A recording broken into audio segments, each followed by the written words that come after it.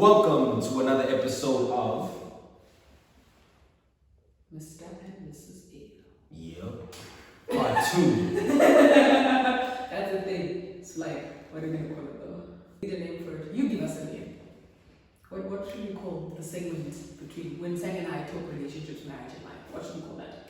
Put your prospective titles in the comment section, and who knows, there might be a prize for the person who creates a name that we are going to use. Get creative in the comment section. Get creative, and while you're there, don't forget to like, subscribe, and hit the notification bell.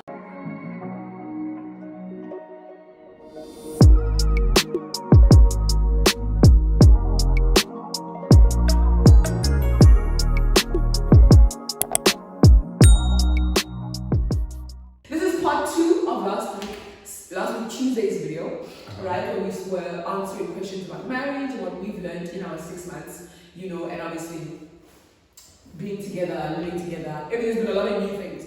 So we answered about 4 or 5 questions in part 1. So if you haven't watched part 1, make sure, I don't know which side it's going to pop up, but there's going to be a little tag, either that side on Sang's head or on my side. Click on that first, go watch part 1, and then come back here, alright? Right, let's get into it. Are you ready? Yep. Alright, so we're going to answer about 3 questions this time around. And these were a bit, I was hoping they were a bit lighter, but whatever. First one, what were your insecurities when you first lived together? And what are they now? That's an interesting one. Fam, it took me a while to get naked in front of you. Woo! You just went there! You get it? Okay. If you don't get it, forget about it. Then you went and said the name. I mean, if anyone, who's the modest one between two of us? You, right? Is it? I think so. On different levels, though, because you out there. You be whining. Let me say it.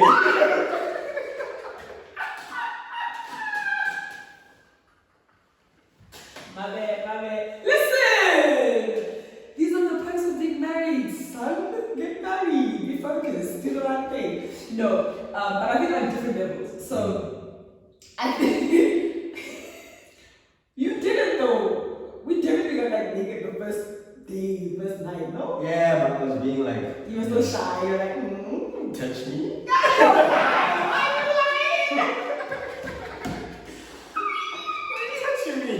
You had me in a hotel room by yourself.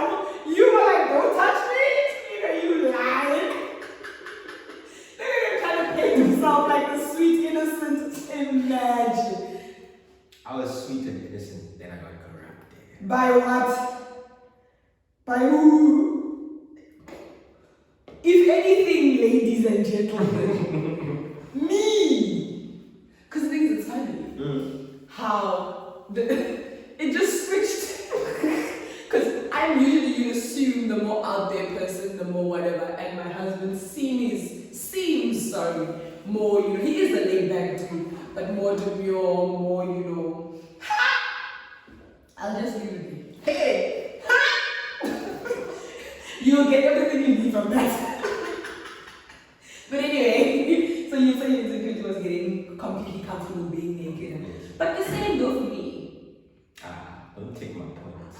I know, but the thing is, okay, let's not go let's be spark imaginations. I rebuke that in Jesus' name. Come here with the right heart. Please. Get your mind out. Get your mind out the gutter. Alright? Anyway, my insecurity, I think my insecurity is more on my ability to be a wife. Because I think I've had a really good example. My mom is an amazing wife. I think my mom's absolutely amazing. And obviously, generations are different. She does things differently. So, as much as I didn't come in with, putting pressure, there was a subconscious pressure to be a good wife to you, whatever that looked like. So I think I came in with that pressure of, okay, am I a good wife if I cook every day? Must I make sure that I clean every day? And, I must make him lunch, and I must, like those normally traditional things you think, and, meeting every expectation. So I think that was an insecurity. Will I be a good enough wife? Will I be a good wife for him? That was definitely, I think that was something that I back of my head quite a bit. And then the follow-up to that is, and what are they now? So then let's say, obviously those fears that has been resolved now. 6 months in, you hope. But now, if now that has been resolved, do you have any insecurities now? Might not be that. Anything else that has popped up now going further in? I think it would just be making sure that if anything were to happen to me, if I were to drop dead or have my breath taken away from me, that it would still be fine. I think that's one insecurity. Okay. And I think it's there because in my mind I think, no, not now. Yeah. If I were to drop dead right now. You're not happy with where I would be. I'm not happy with where you would be. If you were to, okay, now I feel cool. So it's that that general, I always bring it back to like when he shares his insecurities or fears, for lack of a better word, they're always usually rooted in, you know, that innate, not desire, but nature of a man to want to provide. Because like I always like a lot of, you know, things stem from that thing. It's like, am I, you know, providing in every way that I'm supposed to? So I feel you. For me, that insecurity has resolved itself. I think over time, just existing and seeing how we respond to each other existing and seeing what works and what doesn't, you know, and openly communicating that and being like, okay, cool. And obviously observing, you can observe, okay, this is what I need to do, da, da, da. Yeah, well, and you kind of find your way. You find your way, this is what works for my household. I might not be like my mom or like your mom or the TV typical wife, but this is what works for our family. So I think that has resolved itself.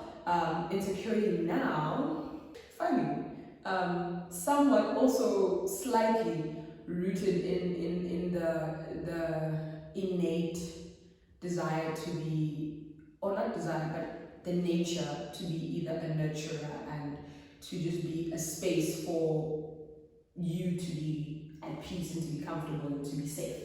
And I remember we have had this conversation where in the outside world it's so intense, it's so hard, you can't necessarily be what people would classify as weak, right? Which is to just be vulnerable and to open up and be like, yo, this is what's going on, this is how I feel. But in my and it's not an insecurity, but it's just such an intense desire to want to create an environment where that is a reality, right? And not just that men can't create an environment, they can, but innately that's something that we have been created to do. That's why women are often called nurturers. And not just that men can't nurture, but it's not at the same level, right? And it doesn't come as naturally. You feel me?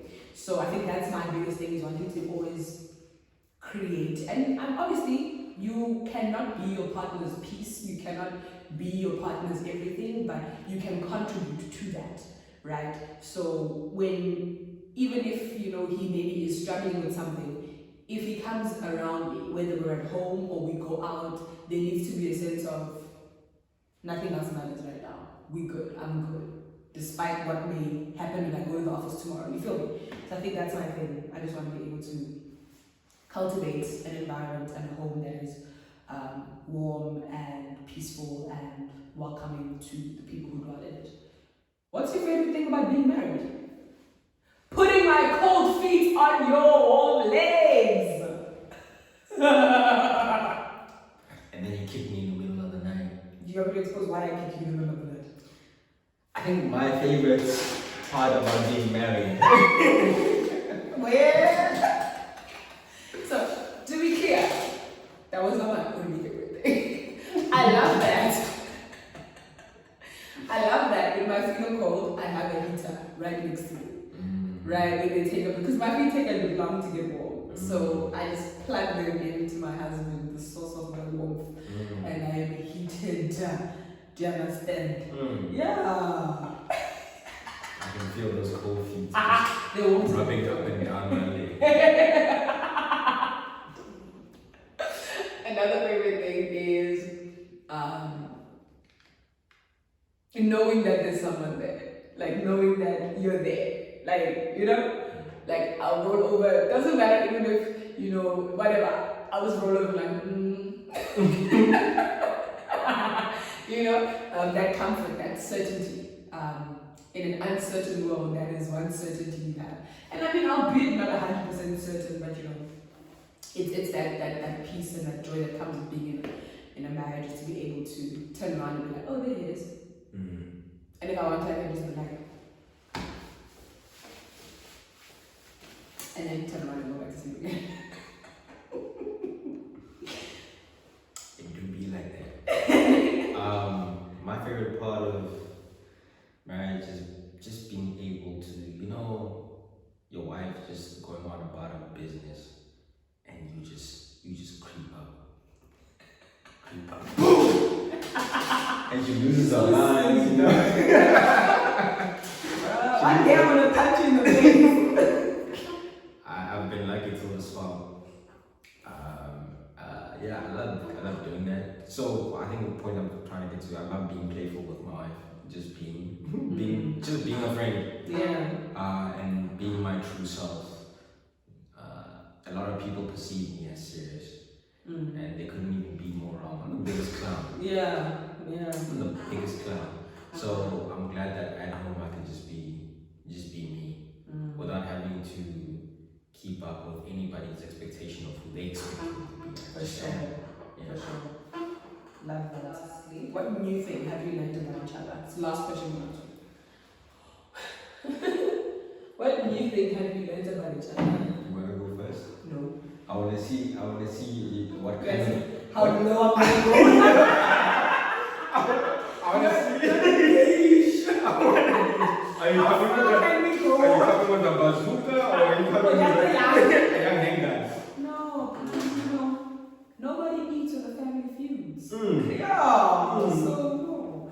One new thing that I learned about my husband is that he holds the blankets. I find myself more often than not having to, it's been hard, especially during the winter months, but like, we do what we have to do. At some point it got so bad.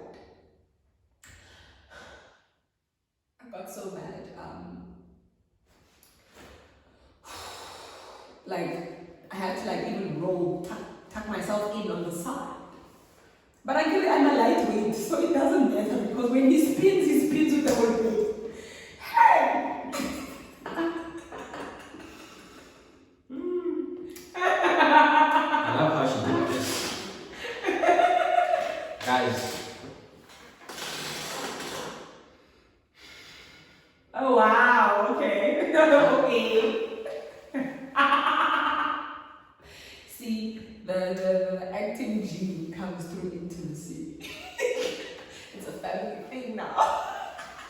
I've been trying to keep strong, but I've been in a really violent relationship. Wow!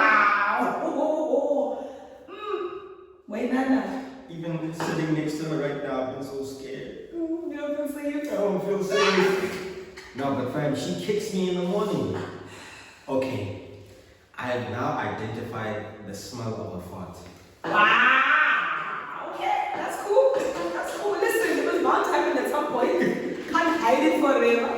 I mean, it's not something I am proud of. It's not something I like about myself. But it is what it is. But I too have identified your facts, sir. I've identified the fact that you snore. This guy, he didn't believe me. Hurry. When I snore, he said no. He did the darndest thing. Listen, he even said to me the one time, no, never. I don't see. I've never been told that I snore, and I've shared rooms with people. I mean, I used to sleep. My brother used to sleep in the same bed. He's never told me I snore. I said, okay.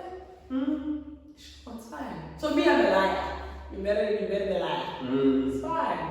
I'll show you. I can read fall asleep before me. Every time. Every time. It is weird. I sleep. Okay, I think I usually sleep pretty late. I don't know, but he just sleeps before me all the time.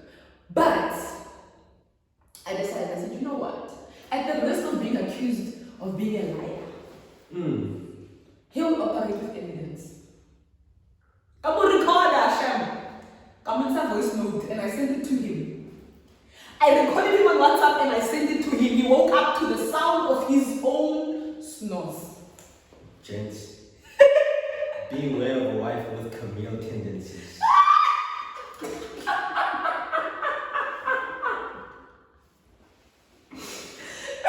Camille tendencies, they have receipts. They'll come with papers.